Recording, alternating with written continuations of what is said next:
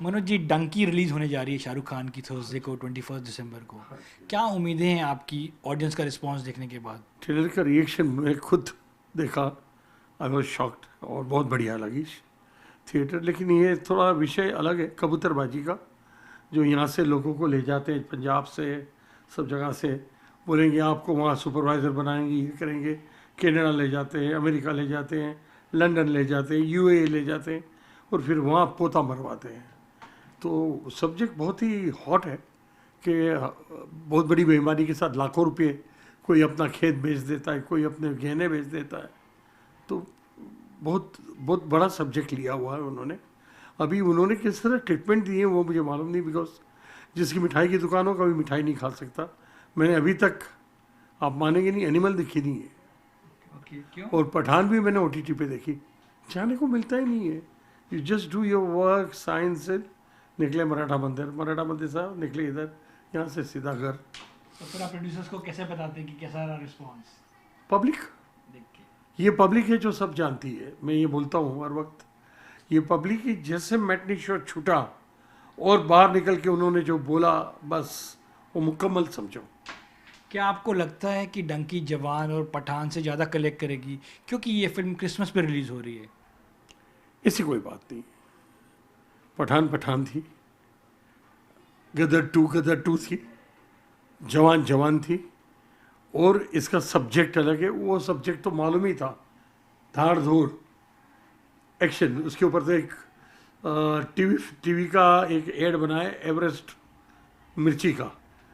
तो अमित जी को वो शाहरुख जी बोलते हैं, अभी तुम ऐसे रोमांटिक रोल करो, एक्शन रोल में मैं आ गया हूँ।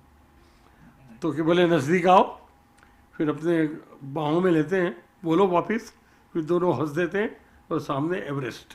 तो आजकल तो बड़े बड़े सुपरस्टार एवरेस्ट की ऐड कर रहे हैं, लेकिन बात वही घूम फिर के आती है। एक रोमांटिक हीरो जो डीडीएल से मेरे वहाँ 29 साल हो गया, वो जो चल रही है वो रोमांटिक हीरो की चल रही है। और अभी जो पठान जवान आई थी, दैट वाज समथिंग एल्स।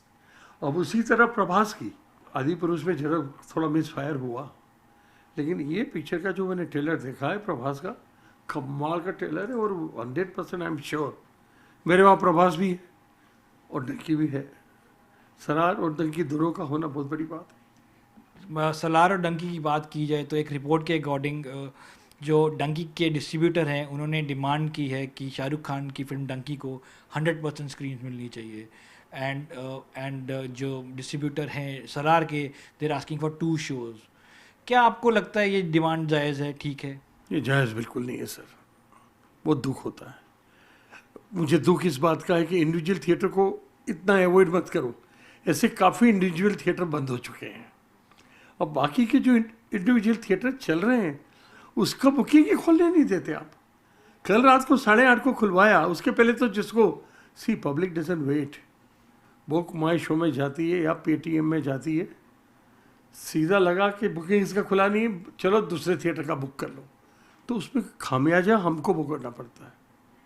तो मेरी ये गुजारिश से रिक्वेस्ट है डिस्ट्रीब्यूटर से, डोंट डू लाइक दिस। एक साथ बुकिंग करो, जो होगा होगा।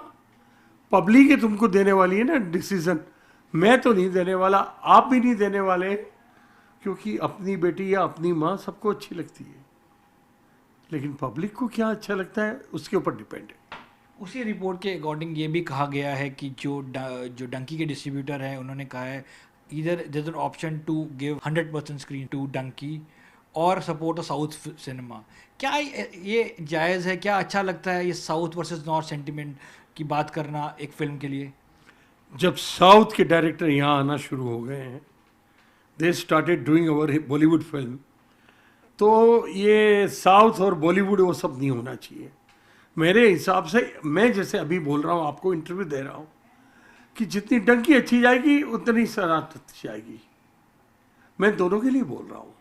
फिर आप अगर साउथ में ये बोलो हमारी प्रवास और डंकी क्या, तो तुम तो पठान में भी बहुत कमाए, जवान में भी कमाए। Why don't you realize that? Why don't you wake up Hyderabad?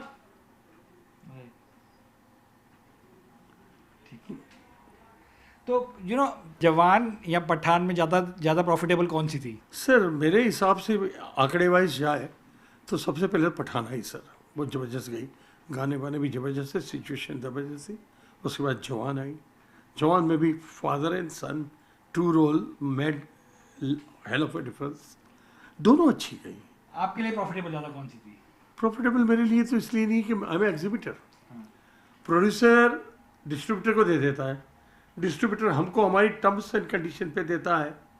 अब इसमें सबसे ज़्यादा कमाने वाला प्रोड्यूसर, डिस्ट्रीब्यूटर, देन एग्जीबिटर, ये बात है।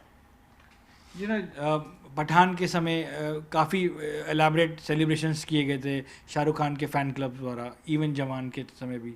क्या अरेंजमेंट्स किए आपने specially to support fan club? जो भाई कल गुरुवार, कल बुधवार है, कल तो डे आफ्टर टुमारो गुरुवार को रिलीज़ हो रही है, सुबह 6 बजे फैन क्लब ने यहाँ पे शो रखा है जो हाउसफुल है। तो वो फिर पहले की तरह पटाखे बजाएंगे? हाँ हाँ, सब धमाल करेंगे बाहर, लेट देम एंजॉय। मैं तो उसकी विरुद्ध हूँ ही नहीं, हमारे स्टेज पे चढ़ के भाषण दो, जो करना है करो, लेकिन शो टाइम पे चालू करो, जो आगे भी शो है। Is there a plan now to invite any cast member of Donkey to the theaters? आपका कुछ प्लान है किसी को इनवाइट करने का? मेरा तो बहुत प्लान है, अभी इट डिपेंड्स अपॉन शाहरुख जी कि वो आएंगे कि नहीं आएंगे। मैं मेरे जितने इंटरव्यू इंक्लूडिंग दिस इंटरव्यू जैसे आप मुझे देंगे, इमीडिएटली शाहरुख जी को पहुंच जाएगा। ये मेरी आदत है पहले से, पठान में भी वो हुआ, जवान में भी हुआ, फिर अनिल शर्मा के साथ भी वही हुआ। इंटरव्यू जैसे होते थे वो भेज देता था, उनको अच्छा लगता था। क्या आपको लगता है कि डंकी का एक एडेड एडवांटेज है बिकॉज राजकुमार हिरानी ने फिल्म डायरेक्ट की है? डू यू थिंक ये डंकी को एक एडवांटेज मिलेगा? राजकुमार हिरानी का नाम है, लेकिन अभी 3 इडियट्स बनाई थी, it was different subject. Dunki is a different subject. अब कौन कितना पब्लिक पिकअप करती है पिक्चर को, उसके ऊपर पूरा डिपेंड है। मेरे हिसाब से अभी तक गुरुवार फुल हो जाना चाहिए था, तो 90% हुआ है, अभी 10% बाकी है, हो जाएगा शाम तक। लेकिन मज़े की बात यह है कि आप इस तरह बुकिंग के साथ खेलोगे, आप पिक्चर से खास खेल रहे हो। क्या लगता है आपको किसको ज़्यादा एडवांटेज है डंकी या सालार में, दोनों के ट्रेलर देखने के बाद और फैन फॉलोइंग देखने के बाद? मैंने दोनों के ट्रेलर देखे, टीजर देखे, मुझे लगता है ये time Prabhas is going to do terrific. जैसे डंकी में शाहरुख जी करेंगे टेरिफिक, ऐसे प्रभास 101%। मैं तो उसका फैन हूँ तब से, जब बाहुबली 1 बाहुबली 2 आई थी, हमने क्या चलाई थी, क्या धमाल की थी इधर। मज़े की बात है, आज भी उनके बाहर कटआउट लग गए, और डंकी का कटआउट अभी हो रहा है, आप जाते जाते देख लेना, वो लग जाएगा। यू नो एनिमल के दौरान देवर थिएटर जिन्होंने 24 घंटे फिल्म दिखाई थी, आपका भी कुछ प्लान है? ना ना ना ना, देखो 24 घंटे फिल्म दिखाने वाले जगह या वो प्लेस ऐसी होती है कि जहाँ सब बिजनेसमैन हो या इस तरह की नौकरी करते हो।